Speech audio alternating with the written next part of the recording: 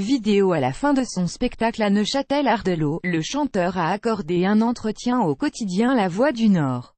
Il y évoque notamment l'album posthume de Johnny Hallyday dont il a écouté 2 chansons. Après Laetitia, c'est au tour de David Hallyday de parler. Si la veuve du rocker avait choisi Instagram pour exprimer son mal-être, son fils a quant à lui préféré témoigner dans les journaux. Le chanteur de 51 ans s'est confié à nos confrères de La Voix du Nord à la fin de son concert samedi à Neuchâtel-Ardelot dans le Pas-de-Calais. Lire aussi. Album posthume de Johnny, une sortie repoussée en fin d'année, l'occasion pour David Hallyday de rendre hommage à Maurane, décédée quelques jours plus tôt. Une femme si gentille en dehors du show-business, précise-t-il. Elle a toujours fait son travail sérieusement et avec passion. C'était quelqu'un de bienveillant. Le peu de temps que j'ai passé avec elle, on s'est bien marré. Sa mort m'a beaucoup touché, explique-t-il. David Hallyday est revenu sur Ma dernière lettre. La touchante chanson composée en quelques heures avec Arnaud Santamaria, un garçon très profond, selon lui. Dans ce titre, le fil de l'idole des jeunes. Imagine son père s'adresser à lui. C'est la dernière lettre à un être cher pour lui exprimer de l'amour, explique-t-il au quotidien régional. Lire.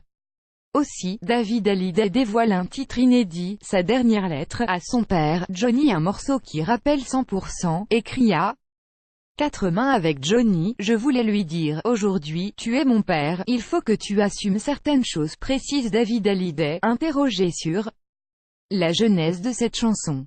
Au début, il n'était pas d'accord, mais il a compris où je voulais qu'il aille.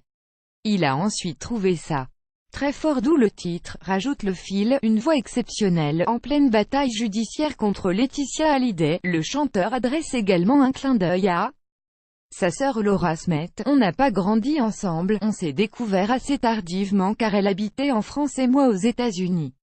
Mais depuis son adolescence, on a rattrapé le temps perdu. Il ne faut pas nous laisser ensemble plus de 10 minutes sinon ça part en vrille. Jean l'adore, humainement c'est quelqu'un de fantastique, drôle avec un humour exceptionnel, a-t-il précisé. Lire aussi, David Hallyday juge normal d'avoir un droit de regard sur l'album posthume de son père. Lire aussi, Succession Hallyday, l'impact du verdict du 13 avril sur l'album posthume. Le tribunal de grande instance de Nanterre a débouté en avril les aînés du rocker qui demandaient d'avoir un droit de regard sur l'album posthume de Johnny.